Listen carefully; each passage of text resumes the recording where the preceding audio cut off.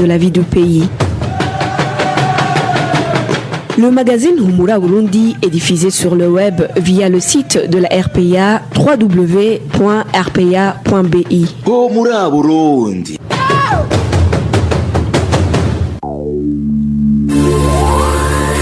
À la présentation, Nadège Irakoze. Bonsoir à toutes et à tous, bienvenue dans l'édition de ce vendredi 19 mars 2021. Tout d'abord les titres. Un deuil national de 7 jours a été décrété par le président du Burundi après l'annonce du décès du président de la République unie de Tanzanie. Un deuil qui prendra fin jeudi prochain, jour de son inhumation. 2 ans et 2 mois d'emprisonnement est la peine qui a été requise ce vendredi par le ministère public contre l'honorable Fabien Wachiganino. C'était lors de son audience publique devant le tribunal de grande instance de Nahangwa. Dans ce journal, nous vous parlerons aussi des conséquences néfastes dont subissent les commerçants qui importent leurs marchandises en dehors du pays. C'est suite à la pandémie de Covid-19. Voilà pour le sommaire. Lucie Kabera est à la cabine au son. Ingénieur Égide Mgemelo assure la prise d'image. Tout de suite, le développement de ces titres. Encore une fois, bienvenue. Débutons par la page sécurité. Attaque à la grenade ce jeudi d'un ménage du quartier Vyondo au chef-lieu de la commune Gihanga, province Bubanza. La grenade a été lancée vers 20h par une personne non encore identifiée et a légèrement blessé une jeune fille de cette famille nommée Viola Ndikumana. Les habitants de la localité soupçonnent un militaire du 212e bataillon qui s'appelle Jean Naokena Shaka. Ce dernier avait juré de faire du mal à la jeune fille qui a refusé de l'épouser, précise toujours les mêmes sources. Ce matin, la police a arrêté pour des raisons d'enquête son militaire soupçonné d'avoir commis ce crime. Un certain Willy Naisha, qui est un des amis du dit militaire, a été lui aussi appréhendé ce jeudi soir. En page justice, comparution ce vendredi en audience publique de l'honorable Fabien Wachiganino devant le tribunal de grande instance de Nahangwa. Le ministère public l'a accusé de 2 infractions, à savoir l'atteinte à la sécurité intérieure de l'État ainsi que la rébellion. Le ministère public a requis contre Wachiganino une peine de 2 ans et 2 mois d'emprisonnement. De leur côté, les avocats de la défense plaident plutôt pour son acquittement. Les détails avec Inès Gakiza.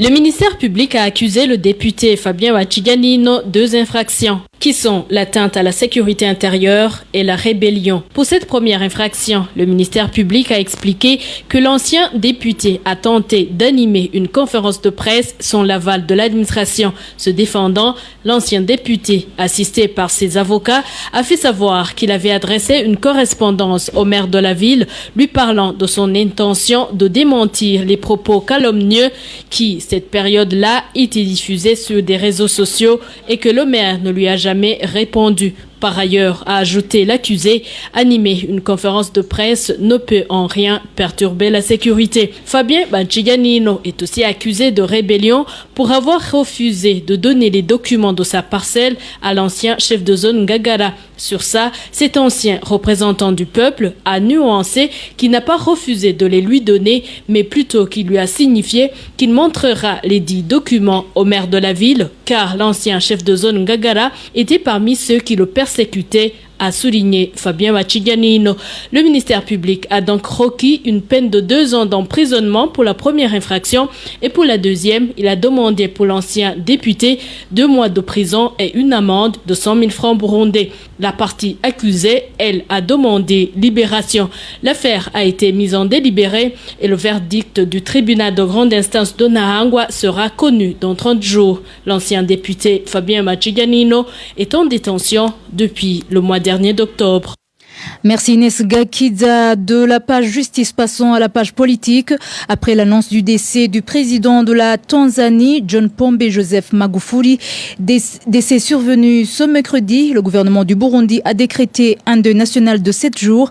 Dans un message à la nation de ce jeudi, le président Evariste Ndayishimiye a précisé que le deuil a commencé ce jeudi, le 18 mars, pour prendre fin le 25 mars 2021.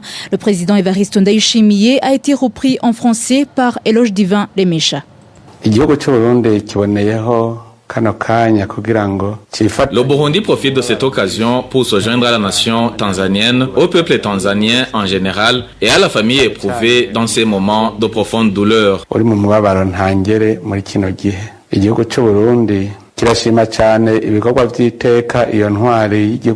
Nous saluons les œuvres accomplies par le président Magufuli pour son pays, pour la sous-région, l'Afrique et le monde en général durant l'exercice de ses fonctions.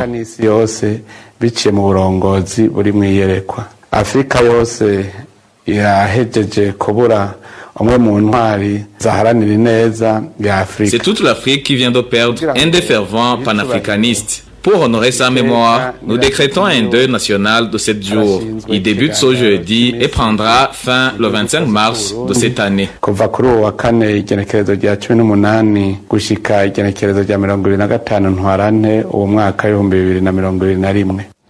Feu président de la République unie de Tanzanie, John Pombe Joseph Magufuli sera inhumé jeudi prochain, le 25 mars 2021, comme l'a annoncé ce vendredi Samia Suluhu Hassan. C'était lors de sa prestation de serment pour entrer en fonction de chef d'État de la Tanzanie. Toutefois, les Burundais sont partagés à propos du comportement affiché par le gouvernement d'Aïchimiye. C'est notamment la CFOR Arusha qui, même si elle salue l'idée de décréter un deuil national en hommage au feu le président tanzanien John Pombe Magufuli, elle trouve regrettable que les mêmes honneurs furent refusés à feu le major Pierre Buyoya, ancien président de la République du Burundi. Pour Emmanuel Ndereimana, porte-parole de la dite coalition, cela dénote la rancune qui caractérise Gitega. Suivez. On ne peut pas comparer le traitement que le Burundi a réservé à Pierre Buyoya à celui du président Magufuli. Pierre Buyoya, à un moment, il a été un enfant chéri, pouvoir du Burundi. Rappelez-vous que le parti au pouvoir et le gouvernement du Burundi l'avait même proposé à la tête de la francophonie. À ce moment-là, Buyoya était en très beau terme avec l'ex-président Nkurunziza, le parti au pouvoir. Mais entre-temps, on ne sait pas ce qui s'est passé. C'est là où nous avons constaté le procès marathon où Buyoya a été condamné à perpétuité. Donc, brusquement, Buyoya est devenu l'ennemi d'État au Burundi. Alors, quand il est décédé, ils n'ont même pas osé faire un communiqué par rapport à sa mort. Il n'a même pas eu la chance d'être enterré au Burundi, encore moins un deuil national. C'est, je crois, une haine quelconque, des rancines contre un individu au nom de Buyoya. Parce que sinon, Buyoya avait même droit aux honneurs comme les honneurs qu'on a réservés à l'ex-président Jean-Baptiste Bagaza. Donc, bref, Buyoya et le pouvoir au Burundi, ça a été une histoire de cuisine interne. On ne peut pas comparer ça avec cette semaine de deuil national qu'on vient de décréter pour la mort de John Pombe Magufuli en Tanzanie. Même son de cloche du côté du parti UPRONA, non reconnu par le pouvoir en place. Pour Charles Nditije, il est insensé de constater que le régime du CNDD-FDD préfère honorer le président tanzanien et dénigrer un ancien chef d'État qui s'est investi pour les faire sortir du maquis à travers les accords d'Arusha. Suivez Charles Nditije. Ce n'est pas normal que, à la mort du président tanzanien John Pombe Magufuli, le président d'Aïchimiye adresse un message à la nation après l'hymne national qu'il décrète un deuil de 7 jours, alors que, à la mort du président Pierre Buyoya, qui a dirigé le pays pendant plus de 10 ans, qui a permis la signature de l'accord d'Arusha, qui a permis au CNDD d'accéder au pouvoir, que cette mort passe inaperçue, qu'il n'y ait aucun message ni à la nation, ni à la famille éprouvée, qu'il n'y ait pas de deuil national.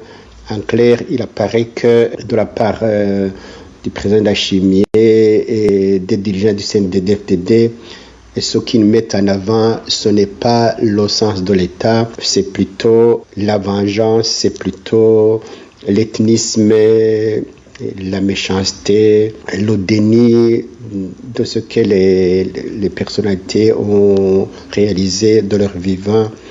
Et cela, cette haine presque atavique, cet ethnisme, ces divisions nous construisent en aucun cas. Et il devrait comprendre que quand quelqu'un dirige un pays, et qu'on l'aime ou qu'on ne l'aime pas, il laisse un héritage.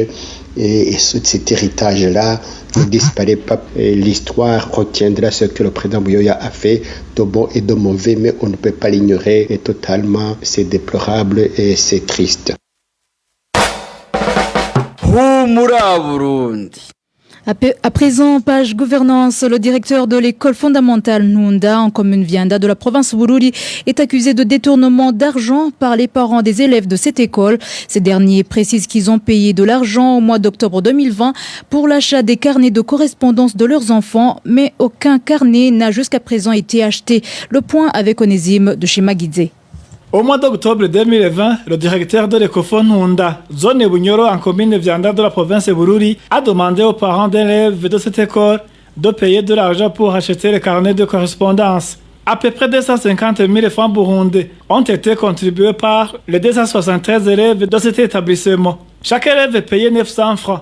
Les parents d'élèves de cette école accusent le directeur Cyprien Douimana d'avoir détourné cet argent, car aucun carnet n'a été acheté jusqu'à présent. Nous avons fait une enquête, mais nous n'avons pas pu trouver en quoi cette somme a été utilisée. Aucun carnet de correspondance n'a été acheté. Ces contributions ont été collectées par le directeur Cyprien Douimana au premier trimestre. Nous lui avons demandé de nous dire où il a mis l'argent, mais il n'a rien dit. Nous nous sommes adressés au directeur communal de l'enseignement et ce dernier nous a indiqué qu'il n'a aucune information sur ce sujet.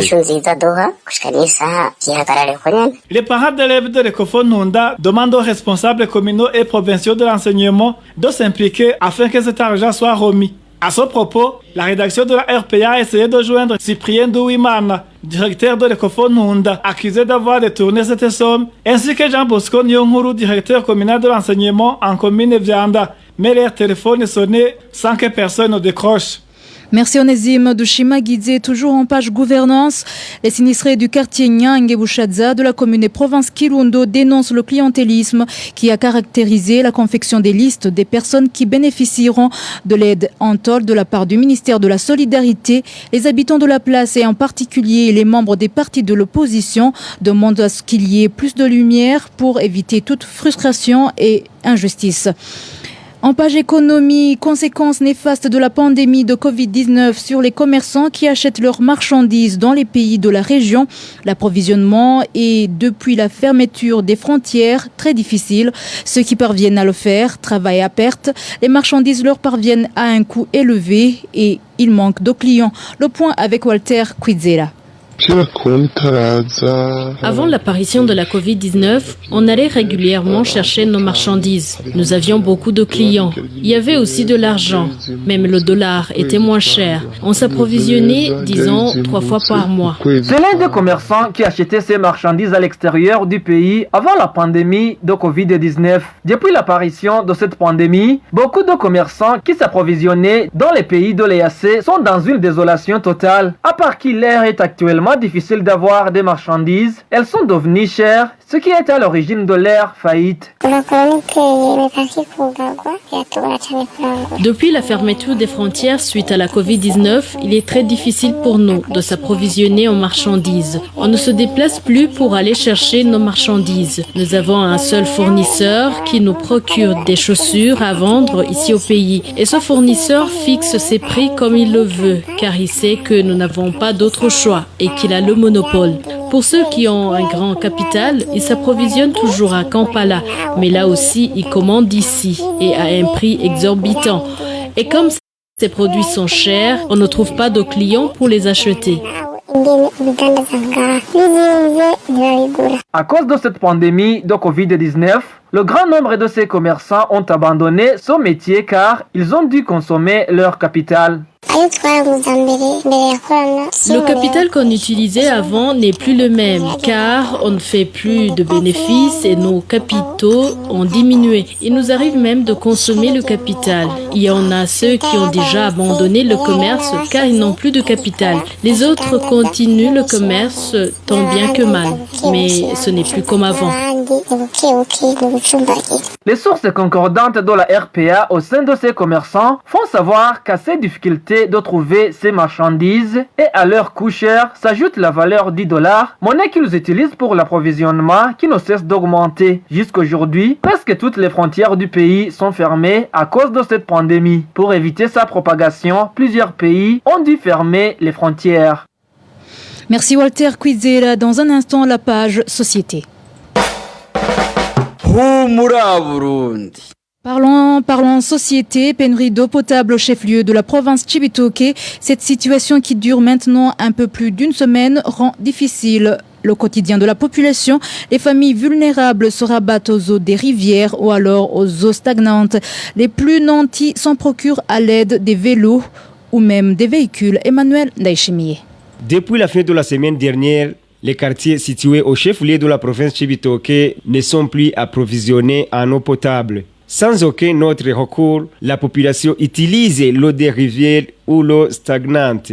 C'est notamment le cas des familles qui habitent dans les environs de la rivière Nyamagana. Quant à celles qui vivent tout près de l'usine de fabrication d'Issima Buseko, elles utilisent l'eau sale en provenance de la dite usine. Tous ces gens utilisent cette eau pour la cuisson, la lessive, la propriété et en prennent comme breuvage à défaut de trouver mieux. Raison pour laquelle les habitants de cette localité craignent de voir leur santé se détériorer. Surtout que l'eau provenant de l'usine Buseko contient des produits chimiques donc toxiques. Quand il pleut, toutes ces familles se réjouissent car elles recueillent l'eau des pluies qui est plus propre. De leur côté, les familles aisées utilisent des vélos ou des véhicules pour aller s'approvisionner en eau potable dans des contrées les plus éloignées comme la commune Mugina qui est située à 19 km. Les taxis vélos en tirent largement profit vu qu'ils livrent un bidon de 20 litres à 500 francs burundais. Merci Emmanuel Ndaïchimié. En province Gitega, échec du projet de transport des habitants de la ville de Gitega en bus. Initié il y a à peu près plus d'un mois, cette activité est suspendue depuis déjà 2 semaines. Le manque de clients en est la raison. Les habitants de Gitega préfèrent se déplacer à vélo, c'est car moins cher. Les détails avec Marie-Ange Ilakodze.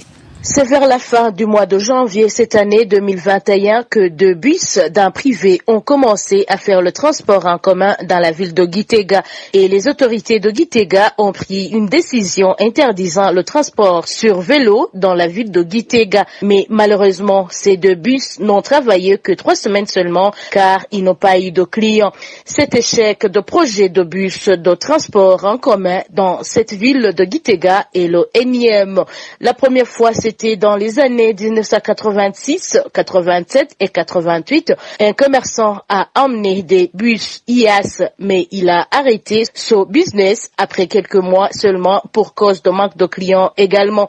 Dans les années 2008, la société Otraco y a envoyé des bus qui ont passé 5 mois seulement et cette société a échoué aussi et a abandonné. L'année passée, la société Volcano a essayé à son tour de reprendre l'activité et n'a passé que 2 mois. Selon nos sources à Gitega, toutes ces compagnies n'ont pas trouvé le business bénéfique car les habitants de la ville de Gitega font très rarement recours à ces bus.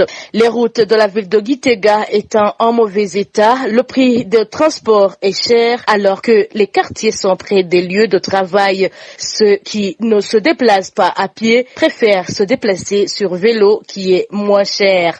Depuis donc la suspension de cette activité par la récente compagnie, ce sont les taxis vélos qui assurent le déplacement des gens jusque même dans la ville de Gitega.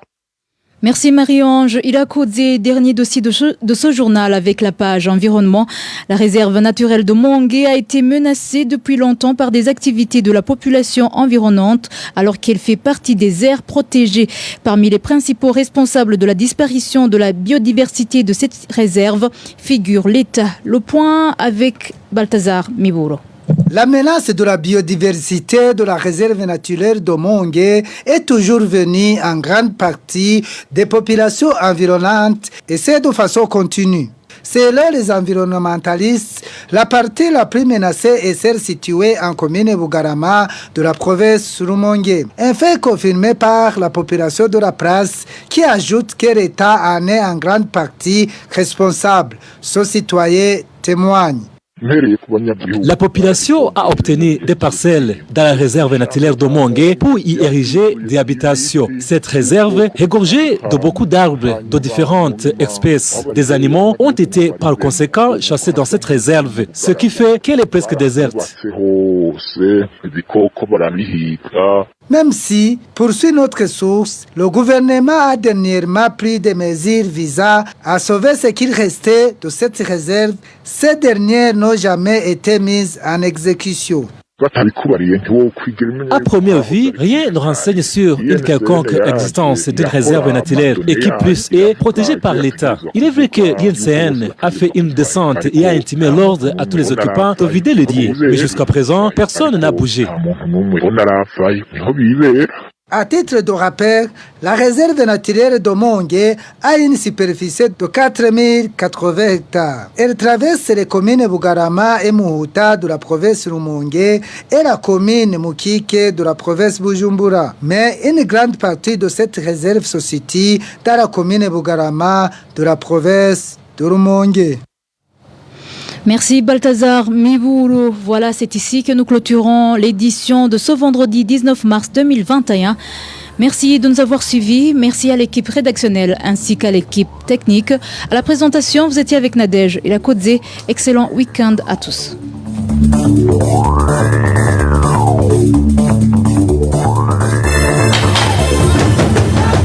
C'était le magazine Humura Burundi. Un magazine campant pour relier les Burundais en exil et ceux toujours au pays à travers une information de qualité.